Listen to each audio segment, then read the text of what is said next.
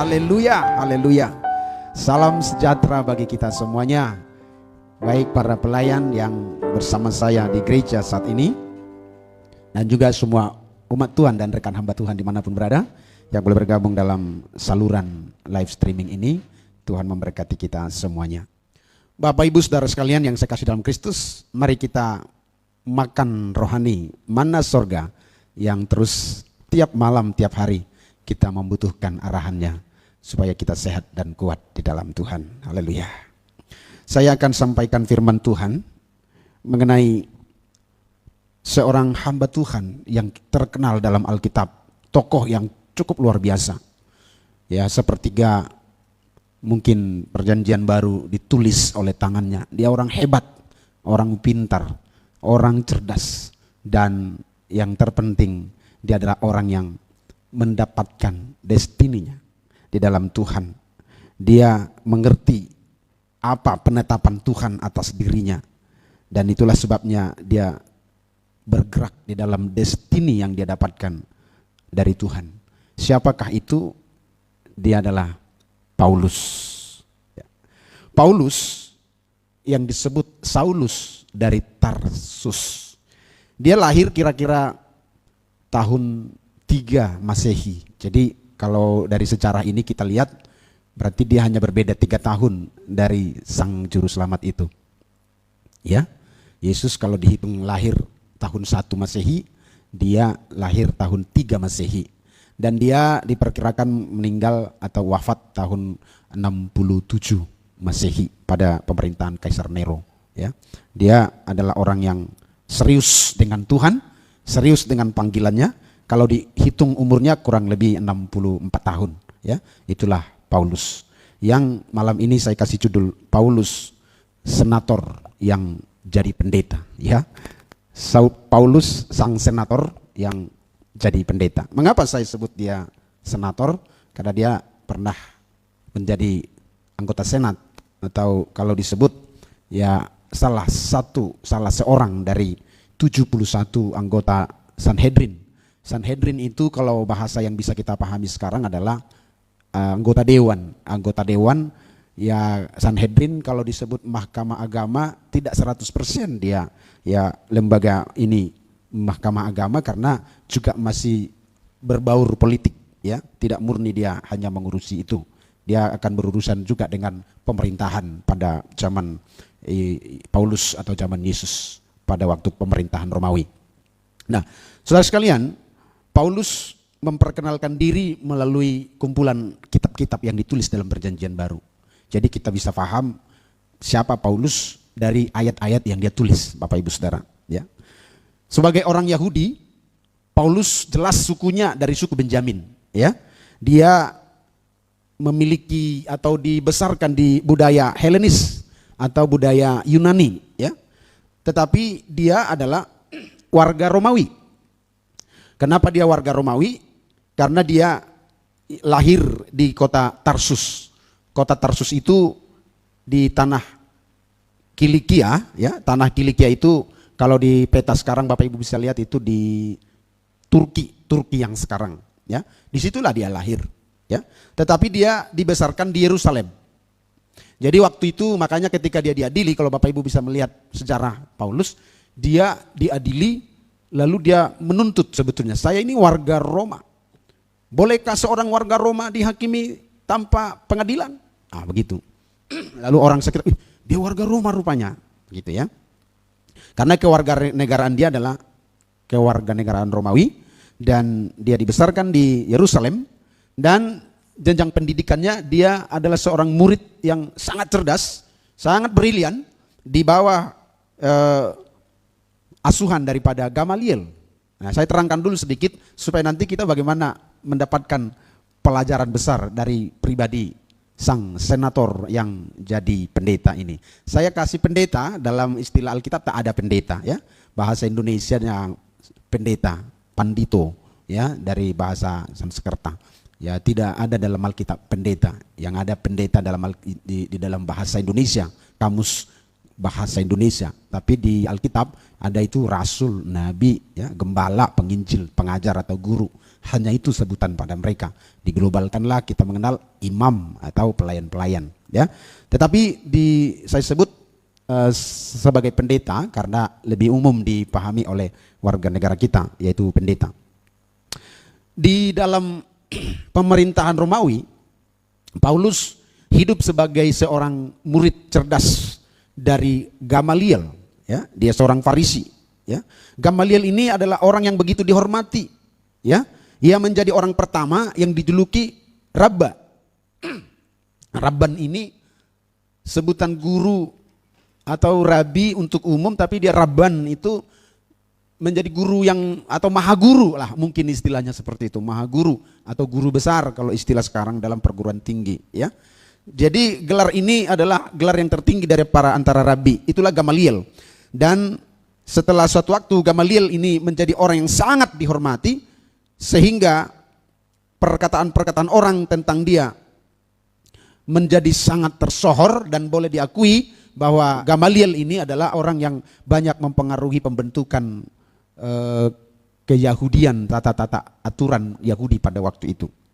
Nah, dia sewaktu Rabban Gamaliel ini atau sang penatua yang hebat ini wafat, ada orang berkata begini, kemuliaan dari Torah telah berakhir dan kemurnian atau kekudusan pun telah lenyap.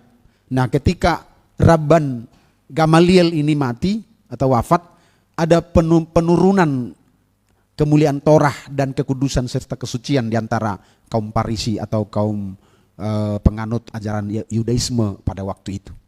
Kenapa? Karena Gamaliel ini adalah satu guru yang tersohor, yang sangat dikagumi dan pendapatnya sangat dipertimbangkan pada waktu itu. Nah, di bawah Gamaliel inilah seorang Paulus yang tadinya bernama Saulus terdidik dengan baik. Dan dia sangat maju di sesama generasinya. Dia sangat cerdas. Kalau dia tak cerdas, tak sanggup dia menulis buku sebanyak itu. Ilmu filsafatnya juga tinggi. Pengertiannya dalam. Dan dia banyak memiliki pengertian-pengertian. Dan pengetahuan yang hebat dari seorang Paulus ini disempurnakan dengan wahyu yang dia dapat dari Kristus ketika dia bertemu dengan Tuhan yang mengubahkan hidupnya, saudara sekalian. Pada masa mudanya Paulus ini seorang Farisi. Menurut mazhab yang paling keras di dalam Yahudi, dia itu ada di Farisi. Farisi itu mazhab yang paling keras pada zaman Yahudi, ya, di agama Yahudi. Dia adalah salah satu atau salah seorang dari 71 anggota Sanhedrin. Saya ulang sekali lagi, Sanhedrin itu adalah suatu dewan atau lembaga yang terdiri dari 71 anggota, ya. Jadi kalau sekarang mungkin DPR, ada utusan golongan dulu namanya, sekarang DPD, dewan yang duduk di satu lembaga untuk urusan keagamaan, tetapi tidak murni dia mahkamah agama karena juga berbaur politis, ya. Itulah Paulus, dia salah satu dari 71 itu. Hebat dong Paulus, sangat hebat. Kita nggak ada apa-apanya. Itu sebabnya kalau kita lihat nanti perjalanan Paulus, karirnya luar biasa, gigihnya luar biasa. Kalau saya memandang pada hamba Tuhan ini, malu saya, ingin ngumpet bersembunyi. Karena dia orang hebat luar biasa. Kalau udah di perjanjian baru orang bertanya, Pak Menris, kamu coba di antara tokoh-tokoh Alkitab dalam perjanjian baru setelah Yesus, kamu bisa mengagumi siapa saja. Saya akan sebut nomor 2 adalah Paulus, karena nomor 1 adalah Yesus. Hebat sekali, saya suka membaca tulisan-tulisan Paulus.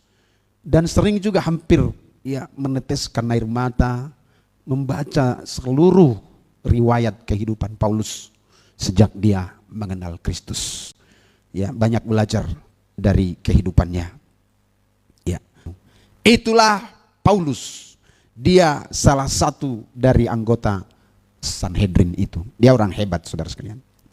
Mulanya kita tahu bahwa Paulus penganiaya jemaat. Dia orang gigih. Dia begitu teguh pada pendiriannya dengan Taurat. Maka ketika ada ajaran lain yang disampaikan oleh Yesus Kristus yang berbeda dengan Taurat, dia gigih memeranginya karena dia anggap itu melecehkan Tuhan, itu menodai agama Yahudi. Maka dia dengan keras menentang ajaran itu. Dalam satu kuasa penuh yang dia dapatkan dari imam besar, sepucuk surat dia bawa untuk menghajar, menangkap, menyeret, memenjarakan, bahkan membunuh orang-orang pengikut Yesus pada waktu itu. Dalam kuasa penuh bersama rombongannya, dia menuju satu kota yang disebut kota Damsik atau Damaskus. Di tengah-tengah menjelang masuk ke gerbang kota Damsik atau Damaskus, saudara, Tuhan menunjukkan kemurahannya kepada dia. Di tengah jalan Yesus menunjukkan dirinya, menghalangi kudanya, dan terjatuhlah dia di situ. Dia melihat satu sinar cahaya besar dan dia mendengar suara Yesus. Dia bilang, "Saulus, Saulus, mengapa engkau menganiaya aku?" Dia bilang, "Siapakah engkau Tuhan?" "Akulah Yesus yang kau aniaya itu." Saudara sekalian, orang sekitarnya melihat dia jatuh rebah, mereka tidak mendengar suara, tetapi mereka memang melihat secerca cahaya yang menghantam di tengah jalan itu. Berpuasa selama 3 hari, lalu terbukalah matanya, didoakan oleh Ananias yang disuruh oleh Tuhan menuju satu jalan yang bernama Jalan Lurus. Dan di sanalah dia ditemukan oleh Ananias dan didoakan, sembuh, buka matanya, lalu dia makan, dibaptis, dan akhirnya dia menjadi hamba Tuhan. Dia menjadi pendeta. Kalau saya sebut istilah pendeta. Inilah proses bagaimana Paulus menjadi seorang pendeta. Dari senator menjadi pendeta. Saya tertarik mengupas ayat ini karena saya sangat diberkati oleh cerita atau riwayat hidup seorang Paulus yang menghabiskan waktunya 64 tahun di bumi, tetapi mengerjakan banyak hal yang luar biasa dalam kehidupannya. Kita akan belajar 3 hal dari perubahan yang terdapat dalam diri seorang Paulus. Yang pertama, Paulus adalah seorang yang menganggap semua keunggulan yang saya ceritakan tadi, kehebatan yang saya ceritakan tadi yang ada pada dirinya, sebagai sesuatu yang rugi, bahkan dianggapnya sampah setelah dia menjadi seorang anak Tuhan. Saudara sekalian, jelas kita lihat yang diceritakan oleh Paulus ini tentang dirinya, bahwa dia adalah seorang yang sungguh-sungguh mengikuti Tuhan. Dia tidak pernah setengah hati dalam melayani Tuhan sejak dia dipanggil oleh Tuhan. Inilah mungkin kekeliruan sedikit di antara banyak orang Kristen yang tidak cukup signifikan pertumbuhan rohaninya, tidak cukup berkembang rohnya. Kenapa? Karena tidak memiliki komitmen yang kuat seperti Paulus, yang tidak bisa melepaskan dirinya dari apa yang pertama pernah dia alami. Kalau saya katakan tadi bahwa Paulus menganggap semua keunggulan selama ini adalah sampah dan rugi setelah mengenal Yesus. Semua keunggulan dan kehebatan Paulus yang dia anggap sampah itu apa saja? Yang saya sebut tadi sebagai anggota dewan, yang selama ini dia jabat dianggap sebagai sampah. Sebagai Farisi yang terhormat di antara orang Yahudi, dia juga anggap itu sebuah kerugian. Dan sebagai seorang terpelajar yang saya sebut tadi di bawah bimbingan Gamaliel, dia juga menganggap itu sampah demi memperoleh Kristus. Dia menganggap itu sampah demi memperoleh Kristus. Dia berkata, apa yang dahulu kuanggap keuntungan, sekarang kuanggap rugi karena pengenalan akan Kristus. Yang pertama ini harus kita pegang baik-baik, Bapak Ibu Saudaraku. Termahal dalam hidup kita adalah panggilan. Bukan kita yang memilih Tuhan, tapi Dia yang memilih kita dan menetapkan kita untuk pergi dan memperoleh buah, dan buah kita itu tetap. Demikian kata Yesus dalam kitab Yohanes. Dia yang memilih kita, bukan kita yang memilih Dia. Dia menetapkan kita, sama seperti Tuhan memilih Paulus. Saya pikir juga Dia memilih kita. Kita tidak pernah memilih kita terlahir menjadi orang Kristen, tetapi untuk menentukan ketaatan kita, bukan Tuhan yang memilih, tetapi kita. Kita yang menentukan. Keseriusan kita untuk mengikut dia bukan Tuhan yang memilih, bukan Tuhan yang menentukan, tapi kita. Tapi soal telah memberi anugerah yang besar kepada kita, memanggil kita menjadi orang Kristen, memanggil kita menjadi hamba Tuhan, menjadi pendeta, itu murni karena Tuhan, bukan karena kita. Sebab itu Bapak Ibu Saudara sekalian yang saya kasih dalam Kristus, berbahagia rasanya kita mendapat panggilan. Walau berbeda seperti Paulus dengan cara itu. Tapi ada persamaannya apa? Sama-sama dipanggil.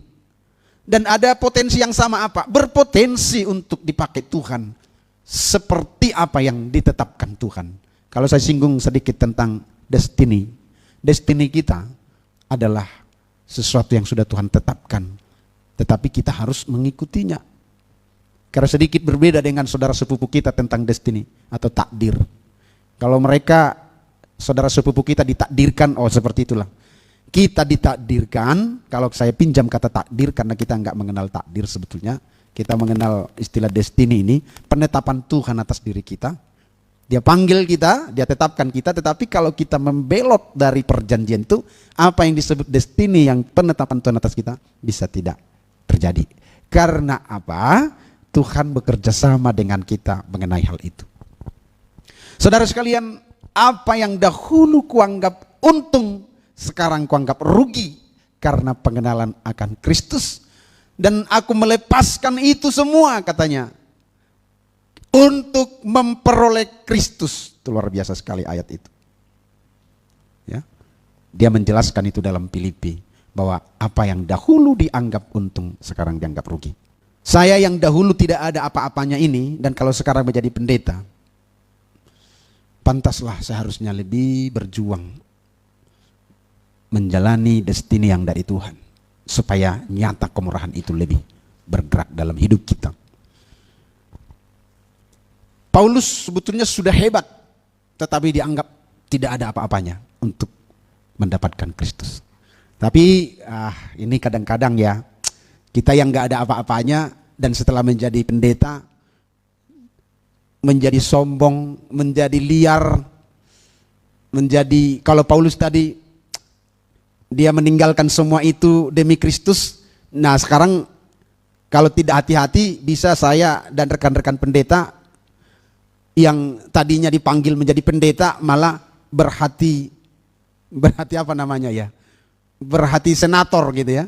Kalau Paulus dari senator jadi pendeta, ya hati-hati jangan sampai, nah ini, jangan sampai pendeta berhati senator, ya, berhati anggota dewan gitu. Itu nggak boleh ya saudaraku. Kita mesti bergerak di dalam panggilan kita. Ya, kita harus bergerak dalam panggilan kita. Kalau mau dewan, ya biarlah jemaat Tuhan yang sudah anggota dewan itu kita support, kita dukung, ya, kita doakan, kita nasihati secara firman. Ya seperti ada dari gereja kita Bapak Amintas Tambunan yang sudah 2 periode jadi anggota dewan, ya kita dukung, kita doakan. Tapi biarlah senator ini berhati pendeta. Biarlah anak-anak Tuhan yang sudah duduk di anggota dewan menjadi berhati pendeta. Tapi kita pendeta jangan sampai berhati senator, mengingini kursi itu. Atau menjadi budak, maaf nih ya, kacungnya juga nggak pas. Bermitra kali bolehlah. Paulus menganggap sampah itu sehingga dia fokus pada panggilannya. Itu yang pertama. Yang kedua, seperti yang saya bahasakan tadi, bahwa Paulus itu melayani secara sepenuh jiwa raga. Ya, kalau saya lihat beberapa ayat yang saya baca tadi, ayat 19 dalam Kisah Rasul 20, dengan segala kerendahan hati aku melayani Tuhan. Paulus setelah mengenal Kristus meninggalkan jabatannya sebagai senator, sebagai anggota dewan, anggota Sanhedrin, sebagai Farisi, sebagai orang hebat, seorang pintar. Dia mengiring Yesus dan akhirnya dia berkata, dengan segala kerendahan hati aku melayani Tuhan.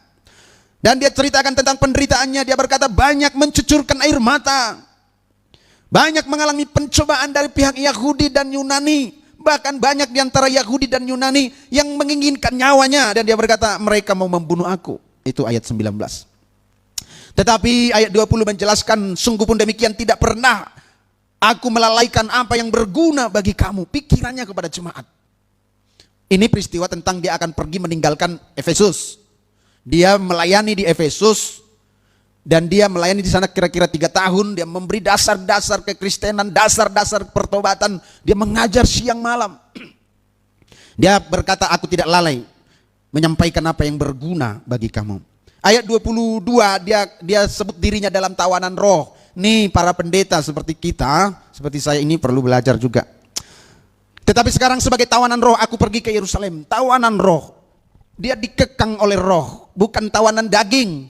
Tawanan daging ada orang yang dikontrol oleh daging. Apa maunya daging dia kerjakan. Wah, malam yang lalu saya sampaikan tentang seorang raja yang tersohor bernama Salomo, anak Daud. Dia berkata, aku tidak mencegah apapun yang menjadi keinginan mataku, dan aku tidak menghentikan apapun yang menjadi kesenangan dalam diriku, katanya. Dia menjadi budak daging. Makanya sampai punya istri 700 dan 300 gundit. Gundik-gundiknya itu. Jadi hitungan 1000. Saya bingung bagaimana ini ada terjadi cerita seperti ini. Bagaimana ini untuk perumahan 1000 unit. Kita tahu ada satu perumahan 1000 unit saja. Sudah satu blok yang besar. Ada developer membangun, kita bangun satu kawasan hunian 1000 unit. Nah kalau dia bangun 1000 unit juga untuk istri-istrinya. Satu rumah, satu istri. Di sekitar istana. Sulit dong mengatur itu. Tapi ini pekerjaan gila, menurut saya pekerjaan gila. Walaupun pekerjaan gila tapi memang terjadi. Itu zaman Salomo jadi raja. Dan akhir kehidupannya ya naas. Kita nggak tahu seperti apa dia. Membawa banyak dewa-dewa masuk ke Israel. Tuhan murka. Tuhan pecahkan kerajaan itu menjadi 2. Dia ditawan oleh daging. Apapun keinginan mata diikutinya. Apapun keinginan daging diikutinya. Pesta pora, segala macam diikutinya. Dia masuk dalam aliran hedonisme. Tetapi Paulus berkata, aku dalam tawanan roh. Banyak kali dagingnya menderita, asal rohnya bersukacita, saudara sekalian. Saya tidak tahu apa yang akan terjadi dengan aku, selain apa yang roh katakan, ayat 23, bahwa penjara demi penjara menunggu aku. Ayat 24, tetapi aku tidak menghiraukan nyawaku. Tidak menghiraukan nyawaku. Nah sekarang kita ini bagaimana? Saya banyak belajar ya, Bapak Ibu Saudara sekalian jemaat yang kami kasihi. Kita belajar mengasihi Tuhan dengan sesungguh-sungguhnya. Jangan sampai kita lebih menghiraukan nyawa kita. Terakhir dia katakan ayat 31. Sebab itu berjaga-jagalah dan ingatlah bahwa aku 3 tahun lamanya siang malam dengan tiada henti-hentinya menasihati kamu masing-masing dengan mencucurkan air mata. Wah, luar biasa Paulus ini. Saya tak henti-hentinya heran dengan hamba Tuhan ini. Semoga spiritnya bisa kita teladani. Siang malam 3 tahun tidak henti-hentinya untuk mengokohkan jemaat yang ada di Efesus dengan mencucurkan air mata. Luar biasa. Jadi nomor 2, Paulus bersungguh-sungguh ya. Dia melayani sepenuh jiwa raga. Yang pertama tadi Paulus menganggap rugi dan menganggap sampah apa yang menjadi keuntungan dan kebahagiaan dia sebelumnya untuk memperoleh Kristus. Dan yang kedua, Paulus melayani dengan sepenuh jiwa raga. Habis-habisan, mati-matian. Dan yang terakhir, Paulus memutuskan bahwa urusan sehari-harinya adalah memelihara semua jemaat. Jelas sekali dideskripsikan bagaimana Paulus menemukan destininya, penetapan Tuhan atas dia sehingga hidupnya maksimal dalam Tuhan. Saya baca dalam 2 Korintus pasal 11 ayat 23, ini bagian terakhir. Ayat 23. Apakah mereka pelayan Kristus? Aku berkata seperti orang gila. Aku lebih lagi. Aku lebih banyak berjeri lelah, lebih sering di dalam penjara, didera di luar batas, kerap kali dalam bahaya maut. 5 kali aku disesah orang Yahudi, setiap kali 40 kurang 1 pukulan. 3 kali aku didera, 1 kali aku dilempari dengan batu, 3 kali mengalami karam kapal. Sehari semalam aku terkatung-katung di tengah laut. Dalam perjalananku aku sering diancam bahaya banjir dan bahaya penyamun, bahaya dari pihak orang Yahudi dan dari pihak orang-orang bukan Yahudi, bahaya di kota, bahaya di padang gurun, bahaya di tengah laut, dan bahaya dari pihak saudara-saudara palsu. Aku banyak berjeri lelah dan bekerja berat, kerap kali aku tidak tidur, aku lapar dan dahaga, kerap kali aku berpuasa, kedinginan dan tanpa pakaian. Wah, luar biasa. Ayat 28, dan dengan tidak menyebut banyak hal lain lagi, urusanku sehari-hari yaitu untuk memelihara semua jemaat-jemaat. Bapak Ibu Saudara, saya akan akhiri renungan ini dengan belajar poin ketiga ini. Paulus memutuskan bahwa kesehariannya adalah mengurusi jemaat Tuhan. Dia menemukan destiny, penetapan Tuhan atas dirinya bahwa dia adalah seorang hamba Tuhan. Dia putuskanlah dirinya untuk mengikuti penetapan Tuhan itu. Apa yang Tuhan tetapkan atas dirimu, temukan. Sebagai berumah tangga, sebagai suami pekerja pegawai, di mana destinimu, di mana Allah mau tetapkan kamu. Apa yang bisa saudara kerjakan, dan itu bukan yang saudara ambil-ambil buat saudara buat-buat, tapi jelas pemberian Tuhan. Termasuk dalam mengelola bisnis. Jelas Tuhan tetapkan saudara di mana. Apakah saudara harus membuka bengkel atau buka warung? Apakah saudara karyawan? Apakah saudara sebagai seorang guru atau pegawai negeri sipil? Apa sebetulnya yang Tuhan tetapkan atas dirimu seperti Paulus? Bekerja dan bergerak dari dalamnya, pasti akan berhasil luar biasa. Sebagai gembala sidang, saya yakin destiny saya dari Tuhan. Penetapan Tuhan atas diri saya adalah gembala sidang. Bahwa saya harus bersungguh-sungguh mengurusi jemaat, bersungguh-sungguh mengerjakan penggembalaan, bukan mengerjakan seperti yang saya sebut tadi. Ada yang pindah haluan, ya, mengurusi politik misalnya, ya, mengurusi politik dan menggiring massa, mengatasnamakan umat Tuhan dan kepentingan umat Tuhan, dan itu bahaya.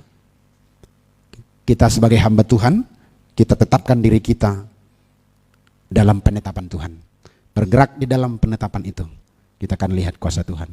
Jangan kita bawa, ya, pada para rekan pendeta ini, jangan kita giring umat ini ke politik, apalagi politik yang praktis kita tidak tahu paham seperti apa besoknya.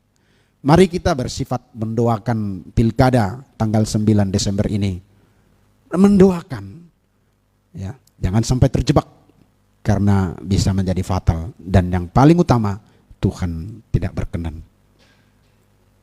Saya pikir ini perlu direnungkan baik-baik supaya kita bersama-sama hidup di dalam destiny Tuhan. Itulah penetapan Tuhan atas kita dan bergeraklah di dalamnya.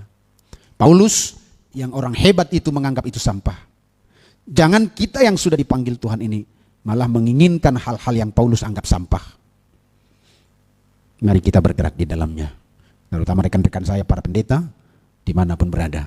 Sama-sama kita bergumul soal panggilan yang sudah Tuhan beri. Dan bergeraklah di dalam destiny itu. Demikian renungan kita malam hari ini.